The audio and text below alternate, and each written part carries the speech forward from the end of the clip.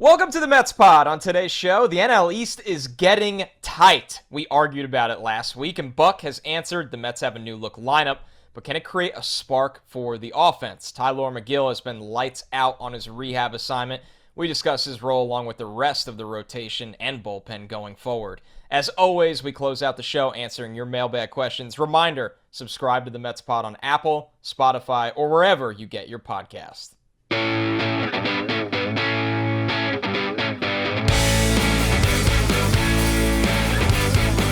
What's up, everybody? Welcome to another episode of the Mets Pod. I'm your host, Connor Rogers, joined as always by my co-host, Joe DeMayo. And you heard it, the National League East is a tight one right now as the Mets and the Braves are neck and neck to see who will close this thing out in September. And it might go right down to the wire when they meet each other for 3 games towards the end of the month. Joe, let's bring you in here.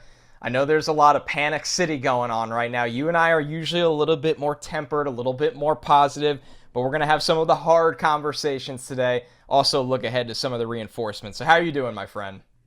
I'm doing all right, and you know me, and people who listen to this probably know me, and I'm by nature a glass half full kind of guy, and I'm feeling, I would say, somewhat uneasy right now. Atlanta's just playing absurd baseball right now. I mean, it's not like the Mets are necessarily like crumbling. It's Atlanta's on absolute fire, and the Mets are coming off a rough weekend, obviously, against the Nationals, where the bats just simply didn't show up at all. And but it's one of those things when you think about like the old adage, that's baseball, Susan. You take 2 out of 3 from the best team in baseball, and then you lose 2 out of 3 to the worst team in baseball back to back. So baseball is a really weird, stupid sport sometimes. It is unbelievable. That is the perfect microcosm of the sport as a whole. We were joking before the show that the Mets, listen, they'd be up, 4 games in the AL East. They'd be up 16 games in the AL Central. Sometimes it's tough. You don't pick who you play against. And the Braves have played incredible baseball for a couple months now. And the Mets, like you told me, Joe, have also played really, really, really good baseball. And they're going to have to finish this thing out. It was funny. I was at Citi Field Friday. Energy was amazing. The Mets scored a lot of runs. It's like, all right, we're going to run right through the Nationals right here, and maybe we could pad that lead back up in 10 days or so as the schedule really starts to soften. Then there was nothing Saturday and nothing on Sunday. So as we sit here today, things are getting a little scary. But you and I had a long conversation on last week's show about the inconsistency of the offense, and if there's anything internally they could do, right? The trade deadline has passed. This team has essentially told us over and over and over again that Mark Vientos is not on the way. And I hope by the time our voices are gracing your ears that something changes along those lines, but don't bet on it. So internally, is there anything they can do? And you and I kicked around a couple different lineups, and now it appears they are looking to move Jeff McNeil up as he bats in the 5-hole for the first game against Pittsburgh. Vogelbach moved down to 6th. Canna, who's been maybe their best hitter for a couple of weeks now, which is crazy to say, lengthening that lineup down at the 7th spot. Escobar has hit a little bit. While all those things are nice, Joe, Pete Alonso, Francisco Lindor, the meat and potatoes of this lineup has struggled. They've not hit for an overall ton of power right now, as much as the pitching has been overall pretty solid. So right now, it looks like this is that internal move by moving McNeil up. I know I said that he has not been great in the 5-hole when he's gotten opportunities there this year, but you have to like this move at this point, right?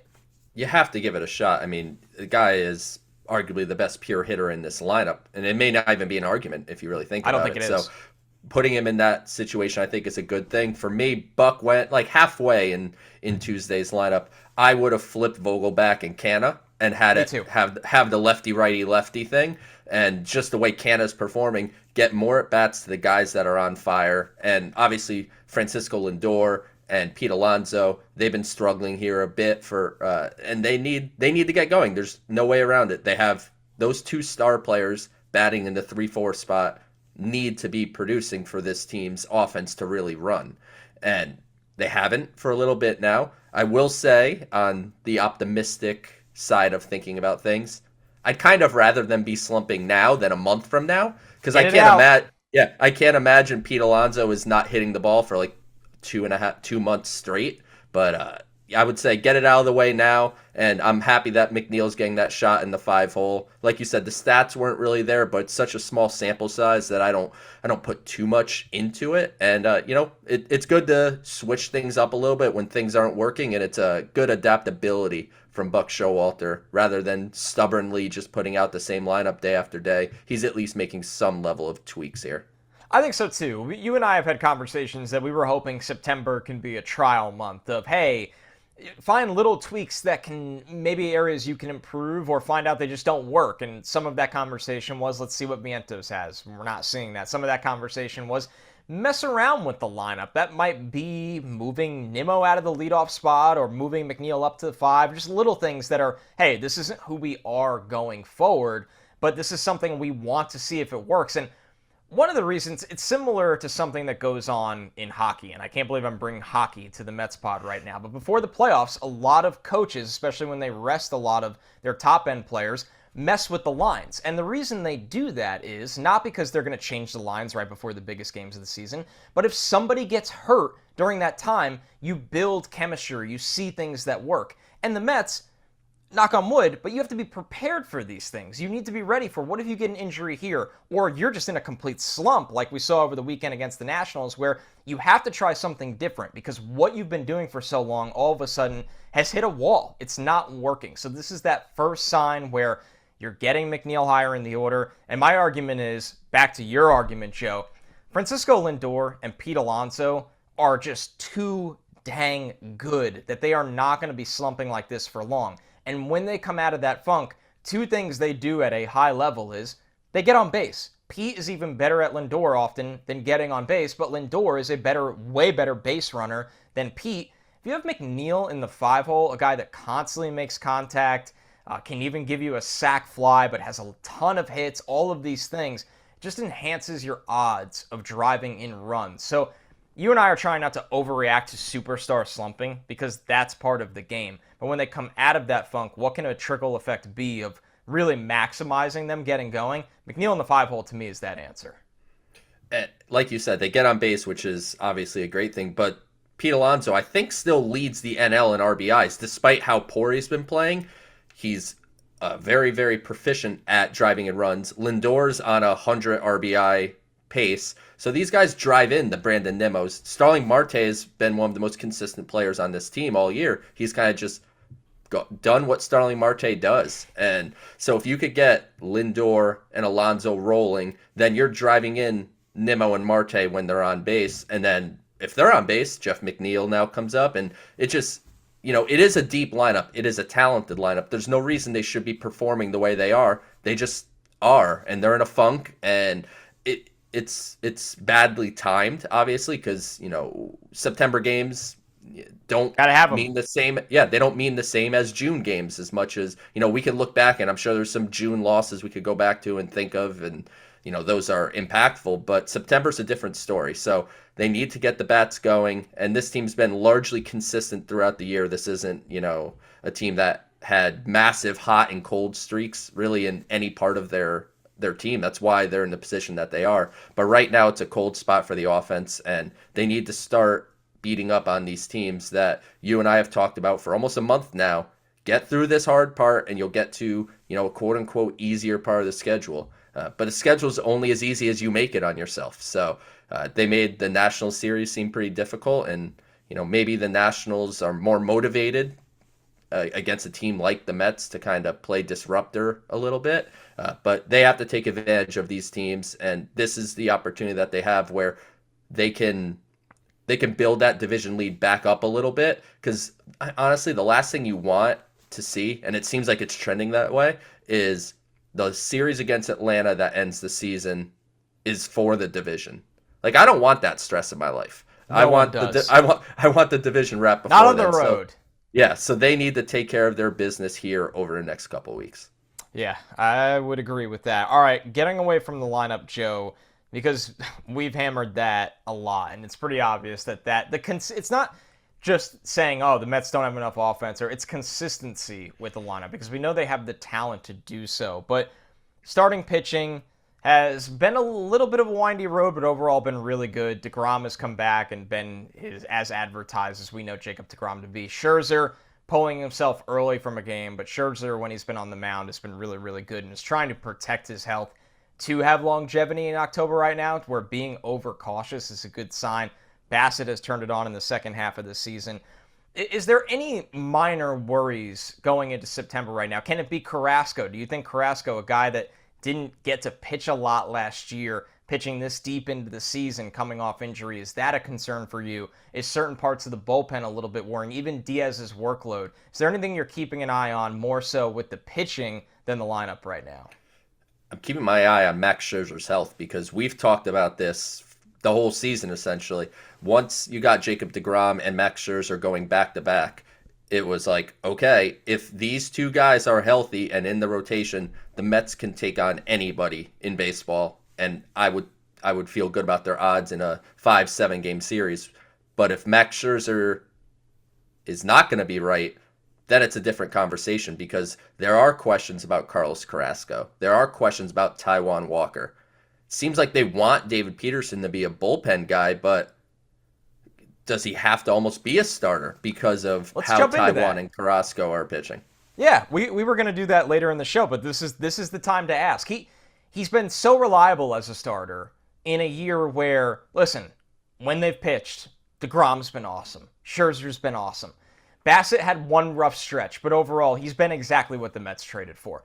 Carrasco's bounced back in a big way. He's had his bad starts, but Carrasco having a sub-4 ERA, any Mets fan would sign up for that if you told him that before the year. Taijuan Walker, another all-star first half, some struggles and some minor hiccups injury-wise in the second half, but it's not like Taijuan's imploded in any sense.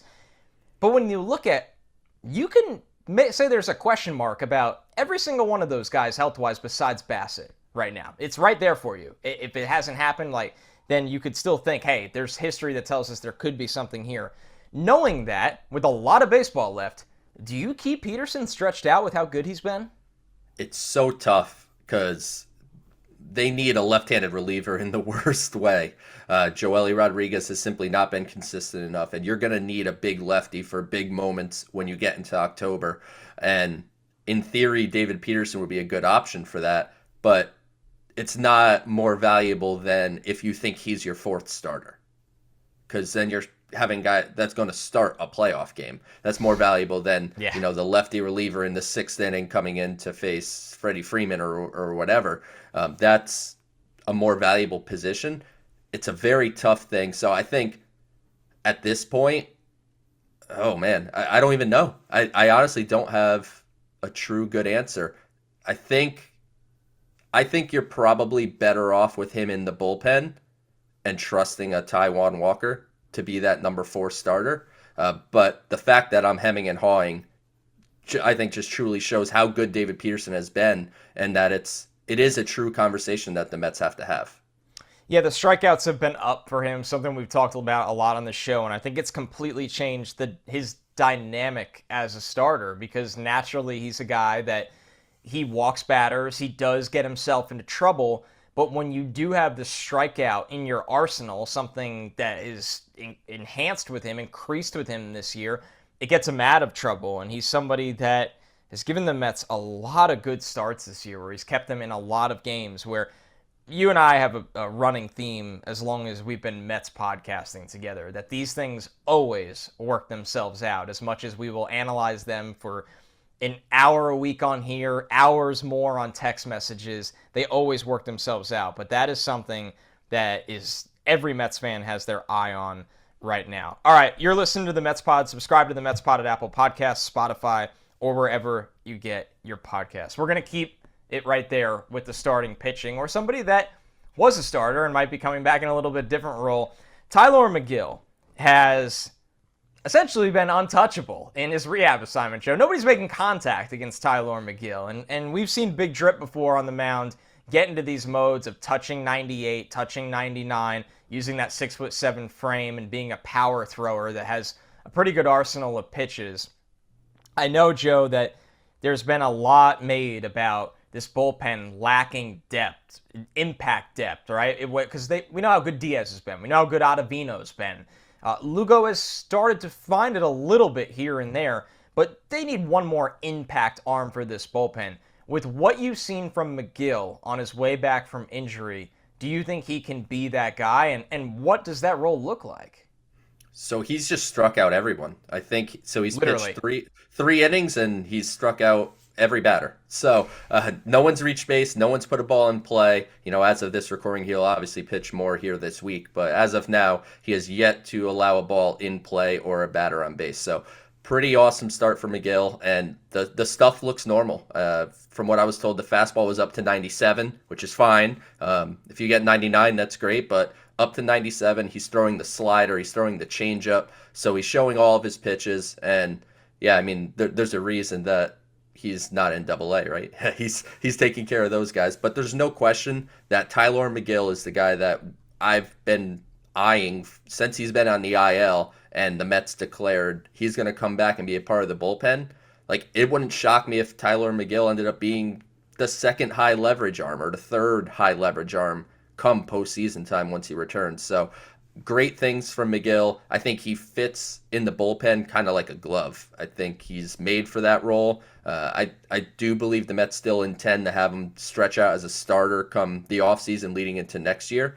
But I have some wonders if his arm can hold up in that role and if he's just a long-term back-end reliever, which is kind of what I projected him to be when he was in the minor leagues. So overall, great things from Big Drip. And, with his confidence, the ice that he has in his veins, I don't think he's going to be phased by any moment here in September and then leading into October out of the bullpen. So let me throw this to you, Joe. With his starting background, but definitely some fair questions and interesting projections that you hinted at there of maybe being a guy that we don't know if he's ever going to be a full season starter that's going to go give you 6 innings on any given night over the long season that is Major League Baseball. Keeping this in the short-term window and knowing it's a need and knowing how when a championship is on the line in the postseason at any phase of the postseason and guys, you ride them a little harder. You ride those arms a little harder. Is Megill a guy that can come in and give you the 6th and 7th or the 7th and 8th? Can he get you 6 outs because he does have that experience being stretched out? Absolutely, and I think the Mets are working towards that because his second outing with Binghamton was a 2-inning outing. So okay. I don't know if they're gonna. I don't know if they'll stretch him much longer than that on his rehab assignment. But I think they absolutely have visions of him being the potential 2-inning guy because when we get to the playoffs, everyone's worried about the Tommy Hunters and the Joely Rodriguez's and kind of the guys in the lower guys that end. won't pitch. And these are guys that may not make the postseason roster, let alone actually pitch in playoff games. So you're really focused on your upper end guys and your starters coming back. And Megill, I think, fits squarely in that conversation. And I absolutely think that the Mets have visions of him pitching 2 innings spurts if they definitely need it. Because while you said that they push arms in the playoffs, it's also a quick hook because if a starter's struggling, you're not giving him time to work through it because you got to win every single game, obviously, come playoff time. So if I don't know, Bassett isn't having it and you have to take him out after 3 1/3, you have to take him out after 3 1/3. That means you need to make up some innings. So having a guy like Megill to work 2, I think, is something that would be very valuable.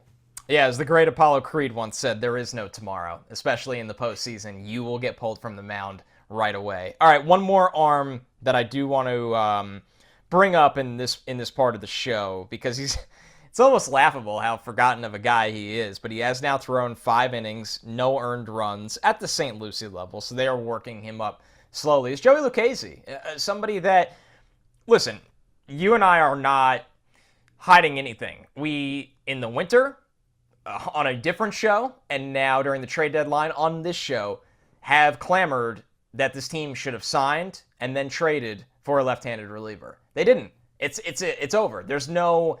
We can only revisit that mistake, we'll call it what it is, so many times. Now you have to find answers. With Lucchesi, now he's thrown, once again, 5 innings at A ball. This is a very slow trajectory for his return to the major leagues. But is there a world, Joe, where if Peterson needs to continue to be a long man kind of player or a starting kind of pitcher, or, as we've seen with Peterson, he's just quite frankly has not adapted to a bullpen role well when asked to. Can Lucchesi find his way on this playoff roster? Is there any shot at that?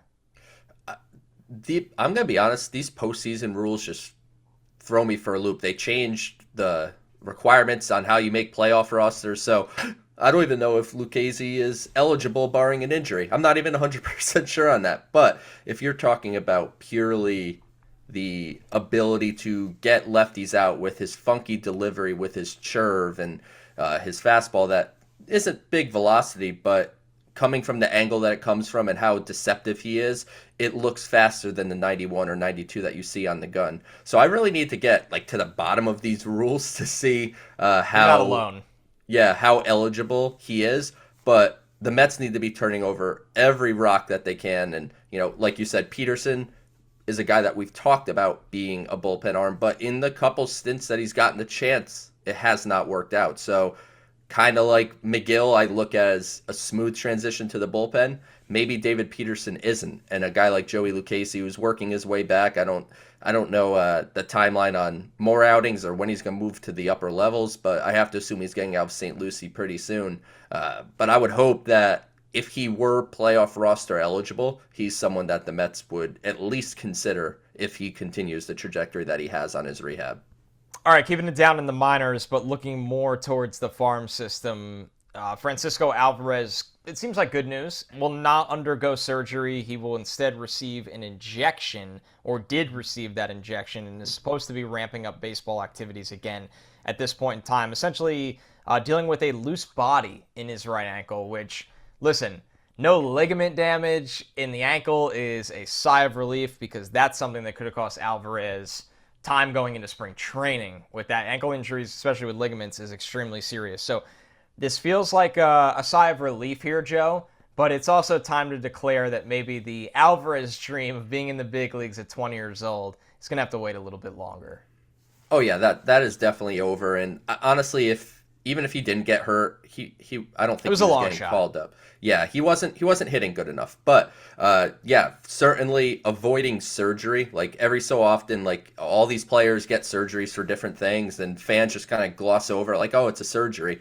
Like if you can avoid having to get your body ripped open and something fixed inside of it, that's certainly a better sign. I don't even know what necessarily a loose body is. I think it's the weirdest term. Like what's floating around in his ankle and what are they going to do about it? Like it's kind of weird, but seems like he's avoided disaster, and he actually posted on his Instagram yesterday that he was hitting in a cage. So what does an injection do? Is it going to break it up? Does it break it up? Does it make it a solid body instead of a loose body? Like I don't entirely Real doctors know. here on the Mets Yeah, pod. yeah. Dr. DeMayo and Dr. Rogers are on it. But all things considered, great news. He's seemingly going to be okay. Obviously, they'll continue to monitor it.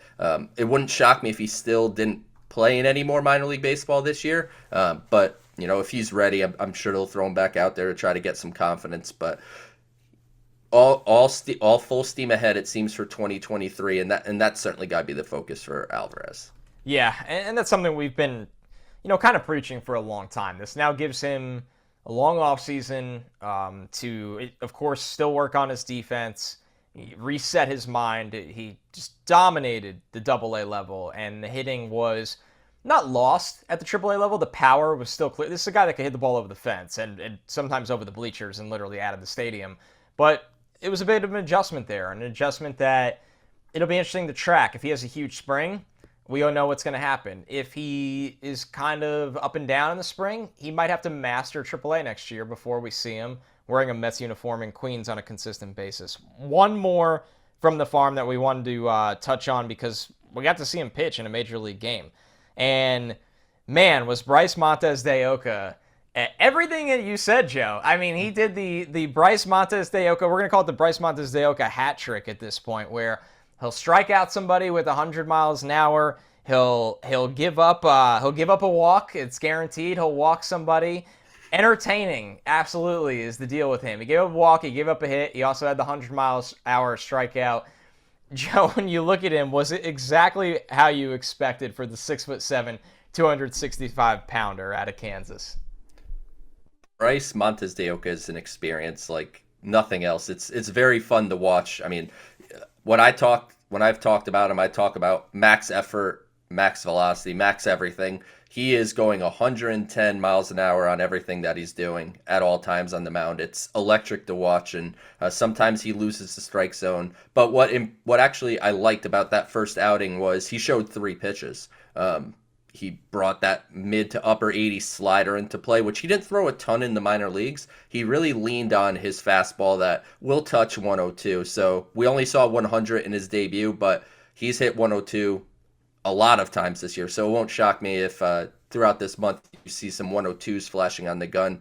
And that mid 90s cutter is a really, really good pitch. If he's able to locate it, that can be an absolute weapon for him. So he's a fun guy to watch for the rest of the year. And he was Rule 5 eligible this coming off season. So adding him now, getting a look, I think is a good thing for him and a good thing for the team. And he's someone, especially when you think about how essentially the whole bullpen is slated for free agency this offseason, you're not going to go and just sign a completely new bullpen. You're obviously going to sign multiple arms, but you need some guys from the organization to stand up, to step up. So that's a Drew Smith, that's a Bryce Montes de Oca. So fun experience. Glad he's up at the big leagues and everything he's gone through to get there. I've mentioned it before, but getting drafted by the Mets in 2018 and not making his debut until 2021 in pro ball because he had to have shoulder, back, and ACL surgeries all within that couple year span. Big guy that holds nothing back, and yeah, he's an absolute enigma, and it's electric to watch. So if they could trim those walks down a little bit, he has a chance to be obviously super impactful at the big league level. All right, let's get into the mailbag because we got plenty of good questions for today's show. The first one from Cormac, who said, and we've had this debate a little bit, but we haven't touched on it recently. Who do you think the Mets would give the number 4 playoff start to? Carrasco/Walker, question mark. And do you think the Mets would leave Joey off the playoff roster? So I'll take the last part before I throw that first and second part to you, Joe. I don't think Joey's going to be on this playoff roster, and there's just a lot of variables that are in the way. But you and I both expect Peterson to most likely be the left-handed reliever in the bullpen, and what that looks like, that can be a guy that is used in a situation they need a lefty in a tight spot and the end of the game. That can be a guy that, like you said, a quick hook to a starter, and Peterson pitches 4 or 5 innings. It just looks like he is going to be the lefty, with Lucchesi being the long shot. That I don't see Joey on this playoff roster. Yeah, I think Joey faces an uphill battle to make the roster unless he has a fantastic month of September. He has to earn his way on at this point is the way I'm looking at it. And then when you're talking about the 4th starter, I lean Taijuan Walker. I just feel like Carrasco would probably translate a little better in the bullpen, and Walker simply been more consistent this year. Obviously, the health hiccups have occurred here in the second half, and he had a couple not so good outings. But Taijuan Walker, to me, has earned the right to be the 4th starter, and that's an awesome 1, 2, 3, 4 punch if Max Scherzer's healthy and everyone's healthy and good to go. I think that's probably the way to do it. All right, yeah, I'm with you. I think ultimately they will put the faith in Walker, and at the end of the day, it's kind of one of those situations, as we've talked about before, where whoever it is, if they're good, that's great. If they're not, the other guy is going to come in and pitch. So it's really just a matter of who do you trust to start the game, but you're still always going to have that quick hook insurance option as well. All right, this one from Aurelio Morales. He said, do you think Lucchesi has a spot for the Mets out of the bullpen, or is that spot taken by Peterson, Joey? We've hit on a lot of that. I'll close that one out with this. I think we need to see Lucchesi pitch in a higher level of baseball, right? Mowing down guys in 5 innings of A-ball is great. Lucchesi's going to probably need at least a little bit of AAA work, a couple major league appearances, and the clock is ticking, folks. We have less than a month left of regular season baseball. Joe, that seems like it would be a big time, a moved up timeline for Lucchesi, where he's got to be ready to pitch in some big games soon to have a shot at that, as we said. Yeah, it would have to be accelerated. I mean, he's coming back from Tommy John surgery, so you wonder how much the Mets want to push him. So you actually wonder if this is just for the month of September, he's going to be in the minor leagues, and it's just going to be getting his arm ready for 2023 because he's still under control for next year. So that certainly could be it. It may not be such a vision of this year, more so just, hey, he's healthy, let's get him on a mound, and that just sets the momentum forward for 2023. All right, we're doing a little rapid fire on the mailbag. This will be the most questions we ever get through. This one from Josh Kahn. He asked, what's going on with Dom? No September call-up with rosters expanded. Joe, we've kind of joked about it before. You almost forget Dom Smith is actually down in Syracuse playing baseball at this point. Yeah, he's just been okay. Like, he's been fine in Syracuse. He's hit a few home runs. Like, he's not really standing out to me. I think he's probably a little too good for that level, but his history over a couple year span now is that he's not good enough to be an impactful major league piece. So I don't know who I would take out of the major league team right now to have Dom Smith a part of it. So unfortunate, obviously, where Dom Smith's Mets career has gone, but yeah, he's just not a fit for the 2022 Mets, and he may not even be a fit for the 2023 Mets. So we'll kind of see how that goes in the coming months. Yeah, I think with Dom, an OPS under 800, like you said, he's just been okay there. He's been fine. Daniel Palka has actually out-hit Dom at the level, and you're not bringing up either of those guys. You're not bringing up Dom to be this defensive, expert or this defensive replacement, and Palka is truly just a hitter. So I think if anybody got a look that is a left-handed bat, and they're not just going to give up on Vogelback that quickly, it would probably be Daniel Palka. So that's one where Dom is not only, not in the picture to come up to the big league club right now, he's probably not the next man up. That's the harsh reality of Dom Smith, and is probably going to get a fresh start somewhere else this winter. All right, here's a fun one, Joe. I had to sift through, by the way, 70 Vientos questions to you. I understand. I get it. Joe and I kind of made a pact before this show that there's nothing really else to say at this point. The Mets should have brought him up, probably in July. Then they should have brought him up recently when the roster's expanded because Ruff has been bad, a horrible trade right now, and hopefully he turns it around. And the bottom line is there's no other way Joe and I can spin it. So I see a ton of Vientos questions here, and I appreciate them, and I agree with some people in there saying it's a no-brainer. But, Joe, I did what we said we weren't going to do. We're not going to talk about Vientos, and here I am. I just went off about how Vientos isn't coming up. It's as simple as he should be here. I said it on Mets Perspective Live last week. I've said it on this show. I've wrote about it on Twitter.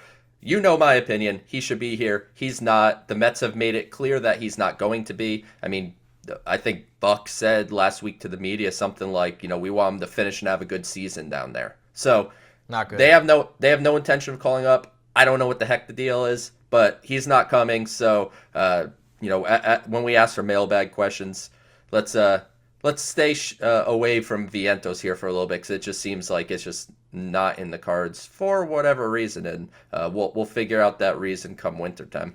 The guy that's an important piece to come back, and it's hard. I know it's hard to. It's almost being a jerk saying it like this. It's surprising. Is Luis Guillorme? We're excited for Luis Guillorme to be back. Guillorme is obviously an excellent glove at third and second, and has that backup shortstop versatility in a pinch if you really needed him to. And I mean, Joey's put together really good at-bats this year making contact. So I think that's kind of the guy right now. I know Mets fans, it doesn't excite them because they want to see the 22-year-old that hits opposite field home runs to the moon. But Luis Guillorme is an important addition to this team, especially with Brett Beatty being hurt right now. Guillorme is going to be a big part of this postseason roster that I think he has a chance to be one of those guys that we look back on. When we look back on 2022 and whatever their playoff run ends up being, Luis Guillorme is going to end up playing a bigger role in that than maybe we anticipated this past spring, especially with the way Escobar has kind of struggled against right-handed pitching.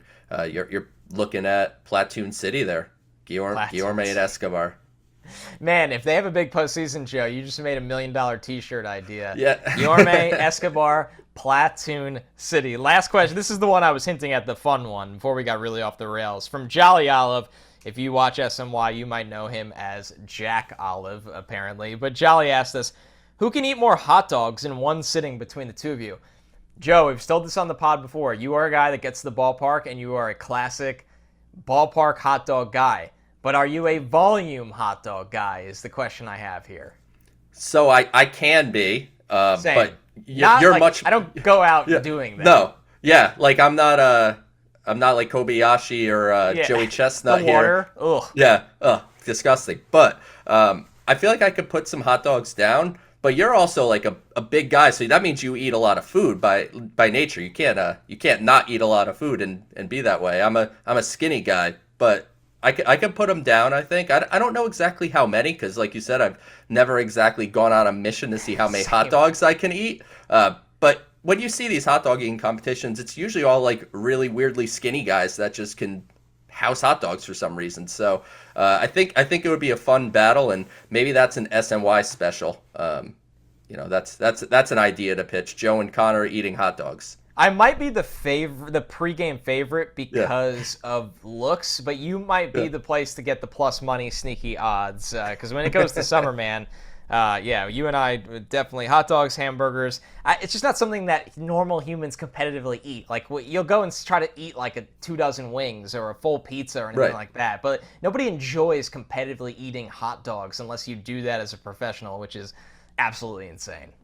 Yeah, I'll go to like cookouts and stuff in the summer, and like I don't know, I'll over a course of hours put down like 4 or 5 hot dogs, and it's just like okay, but like I've never sat down and been like, let's see how many I could eat in a row because I'm at a cookout. What kind of weirdo would be like, it's now eating competition time? But yeah, I think you would be the betting favorite. But there's no question that when you can put some money on an underdog, you have a chance to make some. Nice underdog usage. All right, the Mets have on deck, obviously, the series in Pittsburgh that was delayed for absolutely no reason at all. Excellent job over there in Pittsburgh. Keep it up. No rain, but no game. Then 3 with the Marlins, and then they will get a game in with the Cubs before we're back on here. So, Joe, obviously not a gauntlet that scares you, but we're not going to puff out our chests here as they just dropped 2 games against the Nationals over the weekend. What do you expect from the Mets as they have 3 in Pittsburgh, 3 in Miami, and then they come back home to take on the Cubs, who have also struggled really the entire season? So the rainout was a blessing in disguise. It saved us a Devin Marrero game, seemingly. So because that seemed like that was going to happen. But yeah, look, I said it last week that they need to take care of business against these not great baseball teams, and obviously they took care of business with the Dodgers, didn't against the Nationals, who are the worst team in baseball. So they're playing 3 teams here that are bottom feeders in the sport, and if they want to win this division, it is in their hands. What Atlanta does matters to a degree, but they're going to lose baseball games at some point, you would imagine. I mean, if they just win every game for the rest of the month, then they win the division. Congratulations. I don't know what to tell you. But at the same time, the Mets control their destiny, so they need to take care of business here in Pittsburgh. And then, like you said, Miami and Chicago, 2 underperforming teams right after that. So it's in their hands. It's right in front of them. They have control of their destiny. It's just a matter of how they want that to go. I'm with you. I mean, it's just a matter of simply, ironically, taking care of business. These are not good teams. They are, every night, they're not even, maybe you'll get a Sandy Alcantara at some point. But overall, those kinds of guys the Mets have run into has been few and far between. I mean, they have this year, they took 2 out of 3 from the Dodgers. They beat up on Wheeler and Nola. You got to beat up on these guys that are either back-end starters on bad teams. They have ERAs over 4. A lot of them have ERAs over 5.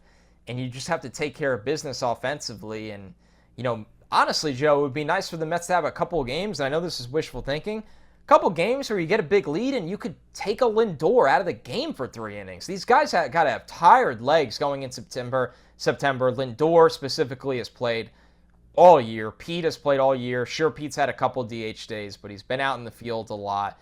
You want to keep Marte rested. You'd like to get Nimmo some rest. So I know it's one of those like really wishful thinking, ideal scenario things, but the Mets also need games like that as well.